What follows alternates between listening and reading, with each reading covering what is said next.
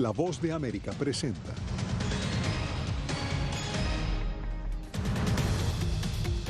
Senado y Cámara con mayoría demócrata aprueba millonario paquete de ayuda que prometió el presidente Biden a los estadounidenses. Canadá declaró como terrorista a un grupo que participó activamente en el ataque al Capitolio estadounidense. Además, Estados Unidos celebra el Supertazón y autoridades temen que haya otra masiva propagación de COVID-19.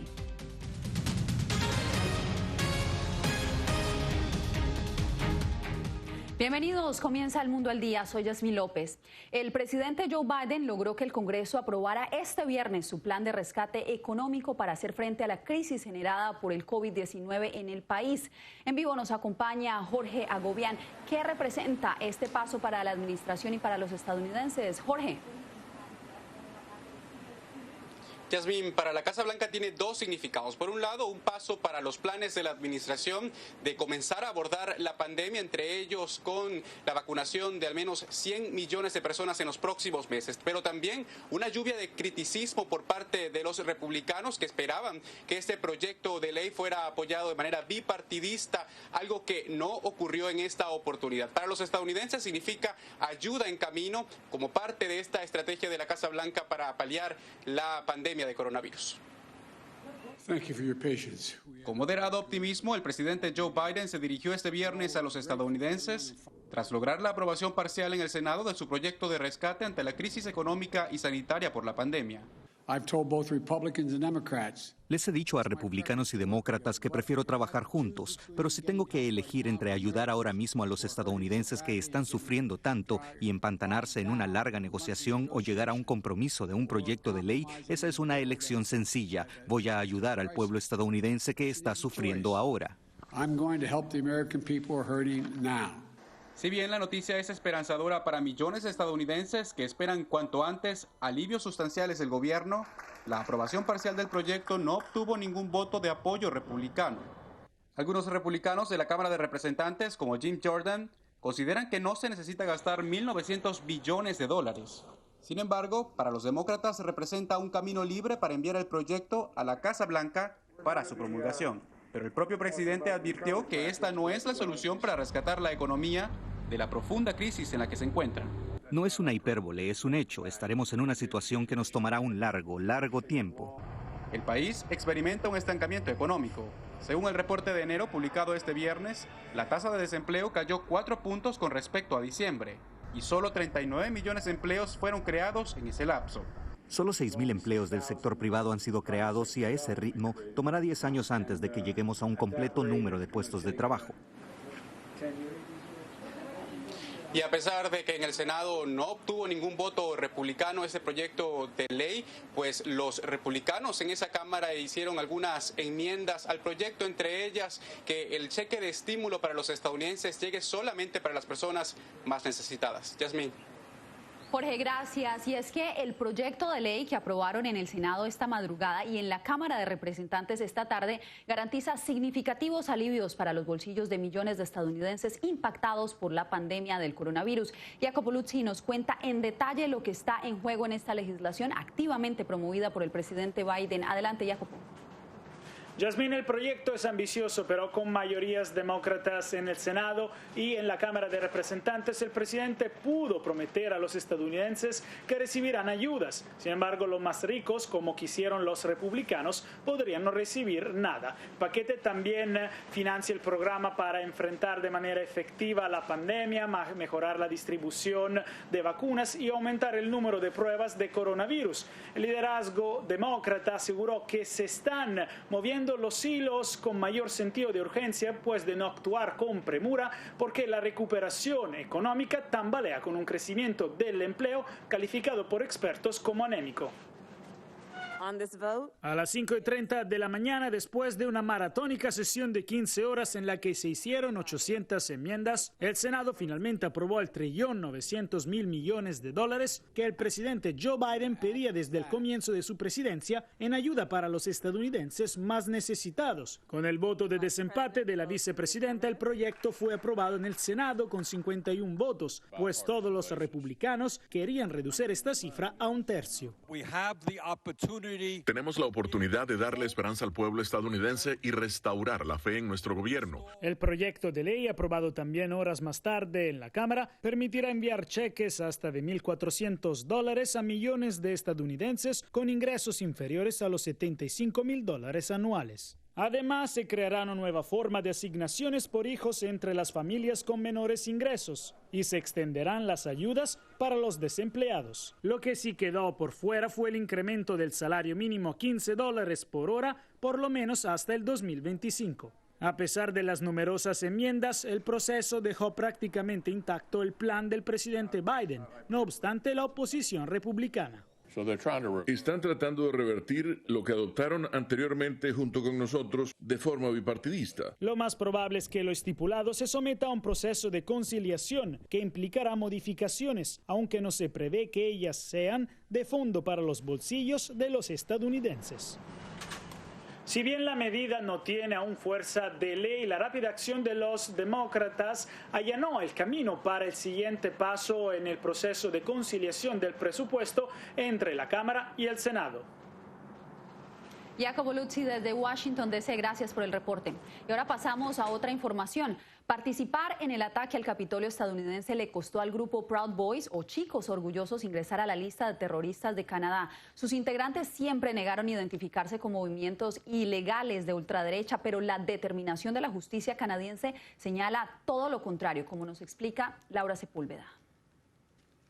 73 organizaciones hacen parte de la lista de grupos que Canadá considera como terroristas. Evidencia, inteligencia y leyes son requeridas para llegar a esta conclusión. Entre los 13 grupos ilegales incluidos en las últimas horas está el movimiento Proud Boys, que en castellano significa Chicos Orgullosos. Nigel Barif, directivo del Canadian Anti-Hate Network, dice que entre la comunidad canadiense no deben ignorarse los alcances de esta agrupación. Hay una diferencia entre los Proud Boys en Estados Unidos, los que vimos en la insurrección que sucedió el 6 de enero, y los Proud Boys aquí en Canadá. Todos estamos de acuerdo en que simplemente su odio es repugnante, pero el de Estados Unidos definitivamente debe estar en esa lista. Grupos similares y que tuvo su origen durante las elecciones de 2016, han sido analizados por Matthew Balasic, coautor del libro Pandillas de Ultraderecha. Comparten muchas de las características de pandillas callejeras. Cuando miras a Proud Boys, tienen colores y símbolos que escuchan, que usan a menudo, que es negro y amarillo. Incluso tienen una mascota que es el gallo. También tienen un extraño proceso de iniciación donde golpean violentamente a alguien hasta que pueden nombrar 5 cereales para el desayuno. Fomentan la violencia contra los demás. Estos expertos advierten que ven vacíos en las leyes estadounidenses para ir tras los miembros de esta agrupación, pero al mismo tiempo señalan que cuerpos de inteligencia como el FBI podrían emplear sus instrumentos legales para dicho fin. Laura Sepúlveda, Voz de América.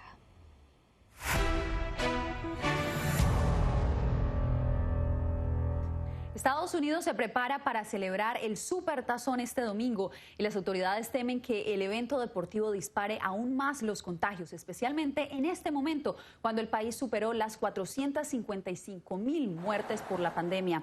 Pero ¿en qué consisten los llamados para evitar un nuevo supercontagio? Le preguntamos a José Pernalete, quien nos acompaña en vivo desde Miami. Así es, Yasmín, se trata de que toda la atención en estos momentos está enfocada en el centro de Florida, donde se tienen que cumplir de manera obligatoria todas las restricciones. Una de ellas es que los ocupantes de este estadio deben ingresar a esas instalaciones a bordo de sus vehículos. Una vez que pasen los controles y chequeos de seguridad, van a recibir un kit de prevención donde van a contener una máscara N95 y gel antibacterial. Veamos el reporte.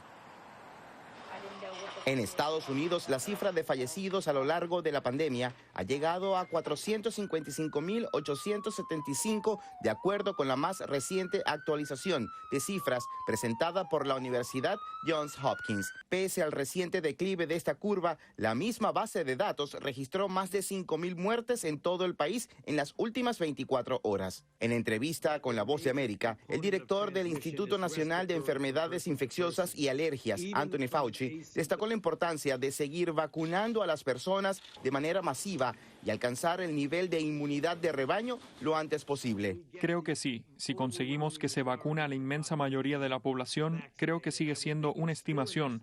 No sabemos cuál sería el porcentaje exacto para llegar a la inmunidad colectiva, pero creo que es buena estimación. Sería entre el 70 y el 85% de la población vacunada. El equipo de respuesta contra el COVID-19 de la Casa Blanca expresó su preocupación por la celebración del Supertazón, la final del campeonato de fútbol americano, a desarrollarse este domingo en Tampa. Y este domingo, recuerde, sea cual sea el equipo al que esté apoyando y el comercial que sea su favorito, mire el Super Bowl, reuniéndose de manera segura, solo virtualmente o con las personas con las que vive. El CDC publicó recientemente una guía sobre cómo disfrutar el juego de manera segura. Entre las restricciones para este domingo, solo se permitirá el acceso de 22.000 personas al estadio. De este número, 7.500 son trabajadoras de la primera línea en el sector de salud, cuyas entradas han sido obsequiadas en agradecimiento a su trabajo en los hospitales y todas han sido vacunadas. Yasmín. Hay que seguir cuidándonos, José. Esa es la recomendación. Gracias por el reporte. Justamente en medio de la pandemia, los trabajadores de los supermercados son considerados como esenciales, pero su labor muchas veces pasa desapercibida.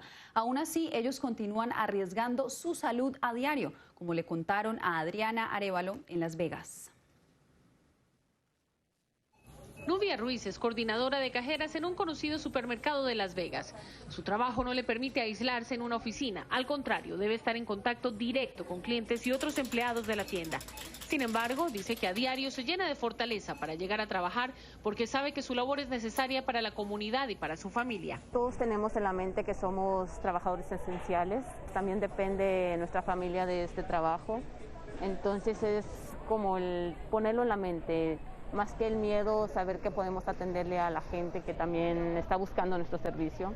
El Sindicato Internacional de Trabajadores Comerciales y de la Alimentación, o UFCW por sus siglas en inglés, reportó en noviembre que al menos 109 trabajadores de esta industria fallecieron a causa del COVID-19 y alrededor de 17.400 estuvieron expuestos o se enfermaron del virus. Para muchos se trata de superhéroes anónimos que han mantenido a flote a las familias estadounidenses con su trabajo. Arriesgamos el estar en contacto, hay diferente tipo de gente que entra y sale. Tratamos de llevar la mejor norma de seguridad, pero sí, el temor está ahí. Temor que, dice, ni ella ni sus compañeros permiten que les paralice, porque no solo no se pueden dar el lujo de dejar de trabajar, sino que reconocen que hacen parte de una importante cadena que, de acuerdo con especialistas, ha sido esencial en el mantenimiento y apoyo de las economías locales en todo Estados Unidos. Adriana Arévalo, Voz de América, Las Vegas. Hacemos una pausa y al regresar, las deplorables condiciones que aumentan la vulnerabilidad de las mujeres y niñas migrantes.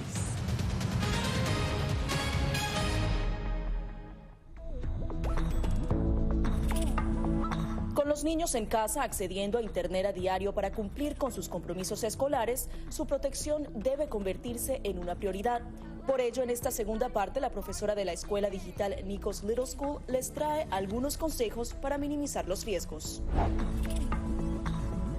Cuando suscribas a tu hijo en algún programa en línea, está presente en al menos las 3 primeras clases. Yo les recomiendo que estén con ellos, safety. No vas a dejar a tu chico solo con cualquier adulto que diga, sí, doy clases de esto y no sabes what's really going on, lo que está pasando. Recuérdales que sus acciones en Internet tienen consecuencias y que la información que publican en línea no se puede eliminar. También diles que limiten el tipo de información que comparten y pregúntales con quién se comunican en Internet. Asegúrate de que estén vestidos apropiadamente, teniendo en mente lo mucho que se mueven y que algunos programas lo requerirán. También mantén la computadora en un área común donde puedas observar y monitorear su uso. Las herramientas en línea te permiten controlar el acceso de tus hijos a material para adultos y ayudan a protegerlos de los depredadores en Internet. Muchos proveedores de servicios ofrecen opciones de control parental o puedes comprar uno como Custodio o Family Shield. Para más información visita nuestra página web y síguenos a través de las redes sociales bajo @OneNoticias. Somos la voz de América. Según la patrulla fronteriza, se necesitan más agentes. Es un proyecto de ley que prohibiría la venta de armas y equipos antidisturbios al gobierno de Venezuela. Pedir la libertad de los que consideran prisioneros políticos. Información balanceada y objetiva. La ayuda proveniente de Estados Unidos, sin embargo, el gobierno colombiano dice que eso no sucederá. Entérese de lo que sucede en Estados Unidos, América Latina y el mundo en un solo lugar. boanoticias.com.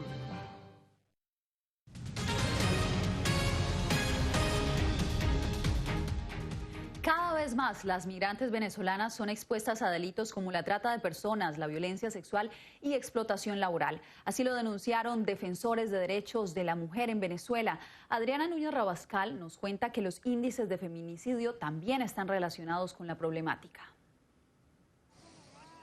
La pobreza y la falta de oportunidades laborales bien remuneradas en Venezuela son algunos de los factores que, de acuerdo con defensores de los derechos de las mujeres, convierten a las venezolanas migrantes en presas fáciles de abusos. Digamos que este tipo de crisis es aprovechada por redes de trata y tráfico para captar especialmente mujeres y niñas en situación de vulnerabilidad y pues llevarlas a otros países para explotarlas, sobre todo sexualmente. Datos del Centro de Justicia y Paz de Venezuela revelan que en 2020, 56 venezolanas fueron víctimas de feminicidio en el extranjero. Alertan que el cierre de la frontera con Colombia desde hace 10 meses ha agudizado el riesgo, pues para migrar a otras naciones de Sudamérica deben pasar por caminos ilegales controlados por grupos armados. Se captan grupos de mujeres y niñas para ir a prestar servicio sin su consentimiento, que muchas veces son incluso servicios sexuales, prostitución. La mitad de los inmigrantes venezolanos están indocumentados según la OEA y en opinión de movimientos feministas, el no tener aprobado un permiso o visa en el país de llegada hace más vulnerables a las mujeres. Un informe presentado por Naciones Unidas en 2018 reveló que un 2% de las mujeres venezolanas que viven en el exterior de entre 15 y 49 años son sobrevivientes de violencia sexual. Adriana Núñez Rabascal, Voz de América, Caracas. Y precisamente el nuevo reporte sobre tráfico humano de la ONU concluyó que en toda Latinoamérica las mujeres y niñas siguen siendo las más expuestas a caer en las redes de la llamada esclavitud del siglo XXI. Yair Díaz tiene todos los detalles. Un panorama desalentador presentó el informe global sobre la trata de personas desarrollado por la Oficina de la ONU contra las drogas y el delito. En América Latina, la gran mayoría de las víctimas del tráfico humano son mujeres y niñas, y esto tiene razones particulares en la región. La situación de la trata de personas se ha visto impactada por fenómenos como la migración global, fenómenos como la pandemia, en donde las personas entran en unas necesidades económicas. La explotación sexual es el delito más frecuente, pero a este crimen se suman los trabajos forzados. Este fenómeno encendió las alarmas por su considerable incremento, de acuerdo con la tendencia evidenciada en los más recientes reportes. Estamos hablando un poco más de 50.000 víctimas identificadas. Es decir, que el 38% de estas 50.000 víctimas estuvieron explotadas en la finalidad de trabajos o servicios forzados. Para la consultora en derechos humanos Liliana Forero Montoya, el riesgo es aún mayor para las víctimas, ya que este fenómeno delincuencial se trasladó a la virtualidad. Es necesario que los estados acaten la recomendación de combatir la principal causa de la trata. Esta es hombres que pagan por utilizar sexualmente de forma presencial o virtual a mujeres, niños y niñas. Un tráfico humano que está en aumento por la migración venezolana y la escasez de oportunidades laborales, según el experto en seguridad Orlando Carrillo. La necesidad económica de algunas personas, el traslado de personas de país a país. En América Central la mayoría de las víctimas proceden del mismo país o de la región. Yair Díaz, Voz de América, Bogotá. Al volver, les presentamos las predicciones de las encuestas para las elecciones presidenciales de Ecuador este domingo.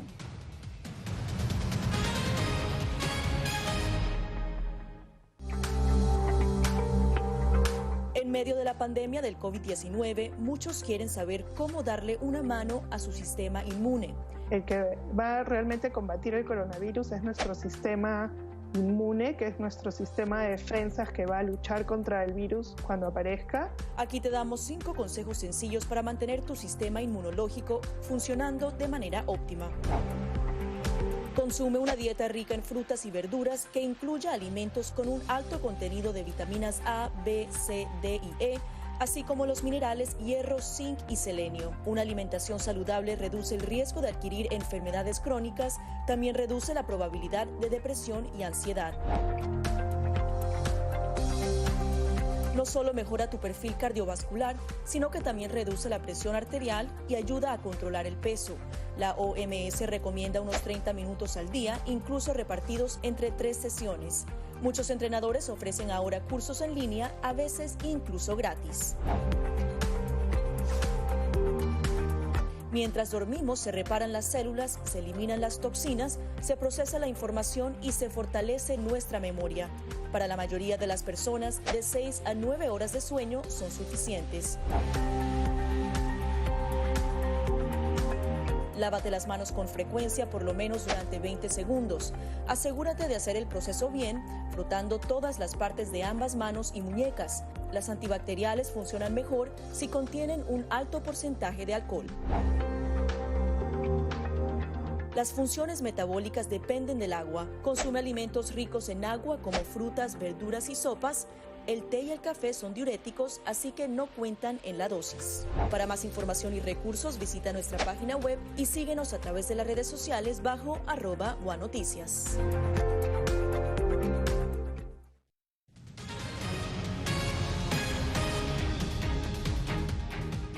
Con 16 candidatos en contienda, Ecuador celebra este domingo su elección presidencial. Como nos cuenta Néstor Aguilera, desde Quito, las encuestas dan por hecho que habrá segunda vuelta.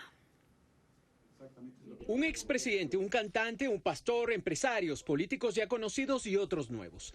En total, 16 candidatos aspiran a llegar a la presidencia de Ecuador en la elección de este domingo 7 de febrero, en un momento muy complejo. Bueno, es una elección muy complicada para el Ecuador. Habida cuenta de que la crisis por la que está atravesando y atravesaba incluso antes de la pandemia era una de las más severas.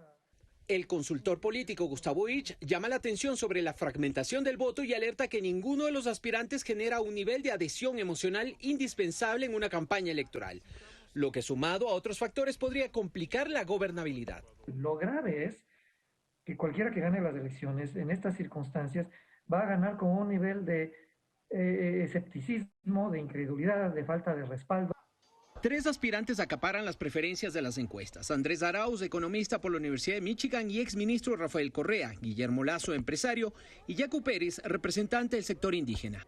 La apatía que tiene el elector hacia el proceso electoral que estamos viviendo se refleja en que de los 16 candidatos, solo 3 han despuntado. Francis Romero se mostró preocupado además por el desconocimiento de las propuestas. 9 de cada 10 ecuatorianos no sabe qué ofrece, no todos los candidatos, el candidato que más le gusta.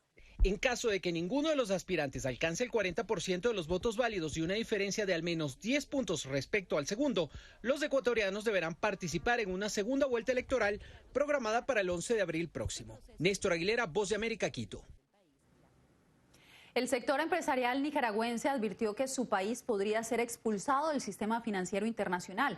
Según le contaron a Donaldo Hernández, el riesgo surge tras la aprobación de una ley que le hace el quite a las sanciones impuestas por Estados Unidos y la Unión Europea. El partido oficialista y sus aliados en la Asamblea Nacional aprobaron una reforma a la Ley 842 o Ley de los Consumidores, la cual contempla sanciones a los bancos y empresas que rechacen a un cliente o institución estatal si no existe una causa legal abierta en su contra dentro de Nicaragua. Según Byron Jerez, diputado aliado del oficialismo, la reforma garantizará los derechos de los funcionarios sancionados por Estados Unidos, Canadá y la Unión Europea. Cuando le cierren su cuenta a cada uno al que fue sancionado y le cierren la cuenta a su mujer, a sus hijas, a sus nietos, a su esposa, etcétera, etcétera, etcétera. El diputado Wálmaro Gutiérrez, sancionado por el Departamento del Tesoro de Estados Unidos, rechazó las medidas impuestas. Entre otras cosas, ellas impiden que cualquier empresa privada realice transacciones con los funcionarios amonestados como él. No le podés estar afectando su derecho de consumo, ni su derecho como usuario. ¿Qué diga el pueblo de Nicaragua si no tiene sentido tal planteamiento? Pero la reforma a la ley nicaragüense de los consumidores fue rechazada por todo el sector privado, quien advirtió sobre las graves consecuencias para Nicaragua en el marco global. Todos estos bancos puedan perder su corresponsabilidad internacional, lo cual obligaría a Nicaragua prácticamente a quedar en una isla con el sistema financiero internacional. El sector empresarial sostiene que la situación que enfrenta el sistema financiero nacional es el peor de los últimos 30 años. Donaldo Hernández, Voz de América, Managua. Y al regresar conocemos cómo los científicos le están tomando el pulso a las plantas a través de la nanobiónica.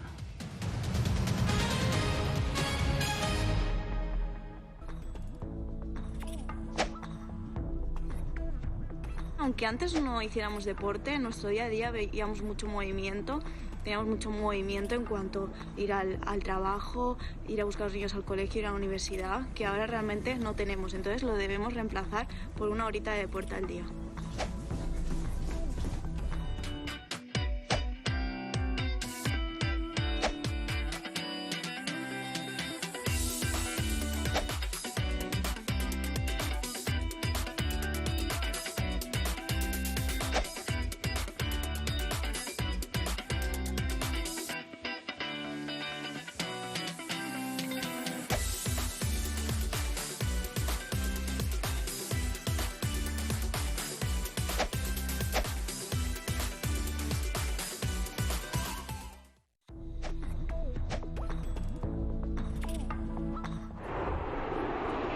El mundo está en alerta por la propagación del nuevo coronavirus y los aeropuertos y aerolíneas implementan ya distintas medidas para hacerle frente.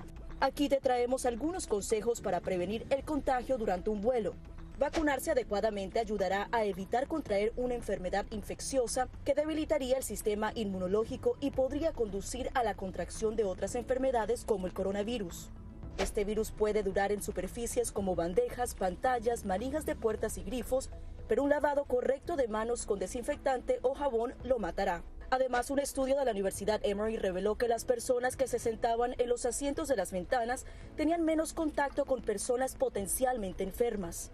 Finalmente, utiliza toallitas desinfectantes para limpiar las superficies duras, como el asiento, el reposacabezas, el reposabrazos, la hebilla del cinturón de seguridad, la pantalla y la bandeja. Para más información, síguenos a través de las redes sociales bajo @buanoticias.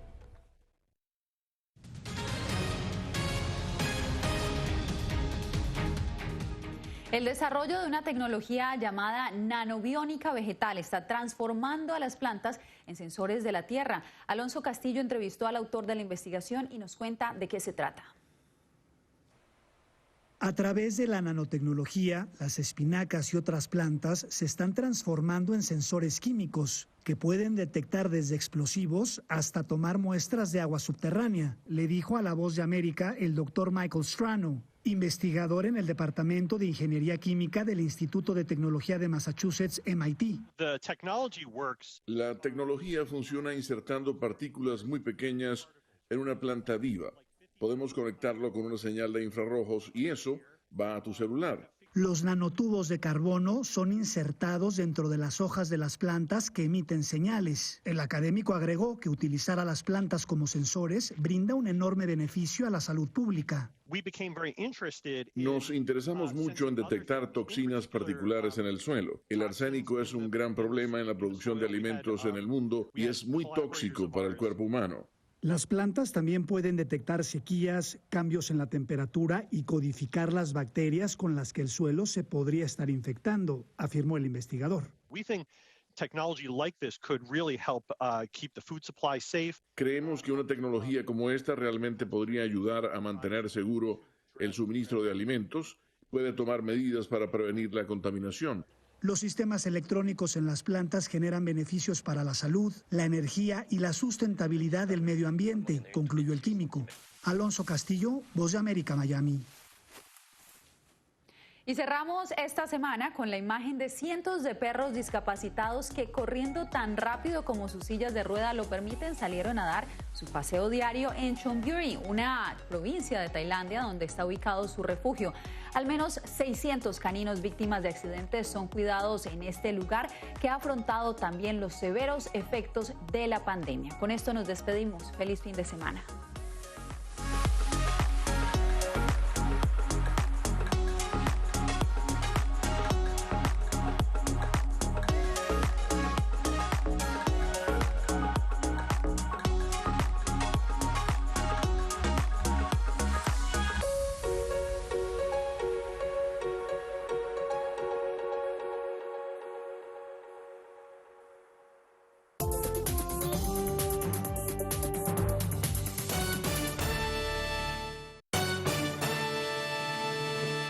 La Voix de l'Amérique a présenté nous Rendez-vous Info. Haïti, 7 février, jour J-2, opposition politique là continue la mobilisation pour exiger le départ président Jovenel Moïse dimanche 7 février Kabila. Président Jovenel Moïse rencontré hier jeudi à la Palais National avec président Sénat Joseph Lambert et membre du bureau Grand Corps sans pas gain un rien qui sorti. États-Unis, diplomatie, président Joe Biden promet un plus gros engagement des États-Unis sur scène internationale là, dans l'occasion premier discours sur politique étrangère administration. Et puis la Russie expulsé 3 diplomates européens en bas accusation comme quoi ils ont participé dans une manifestation qui a soutenu leader opposition Alexei Navalny qui est en prison et que Kremlin considéré comme un ennemi de la Russie. Mesdames, Messieurs, bonsoir. Ici Jacqueline Bélizer, depuis Studio 18, La Voix de l'Amérique, dans Washington. Jeudi, c'est 5 février 2021. Jeudi, c'est vendredi. C'est dernier sorti rendez-vous info. Pour ce maintenant, nous comptons l'autre fois encore avec vous pour nous voir actualité aux États-Unis, actualité en Haïti. Nous parlons d'abord dans le pays d'Haïti. C'est 7 février, jour J-2, nous connaissons date ça divisée société haïtienne, opposition continue dans la mobilisation pour exiger départ président Jovenel Moïse dimanche cap 7 février, manifestation te prend la rue Jodia, semble c'est pas la grande foule. Et puis, pendant ce temps, correspondant de Port-au-Prince, Marcia Doville parlait avec un journaliste Dieudonné Saint-Cyr, qui lui-même a couvert l'événement. Lui-même, la point de vue sur mobilisation qu'a fait contre le pouvoir en place là. Dieudonné Saint-Cyr. En tant que journaliste reporter, moi, c'est yeux et avec oreilles population. Et moi, capable de 2 périodes, je couvert manifestation comme reporter dans Port-au-Prince.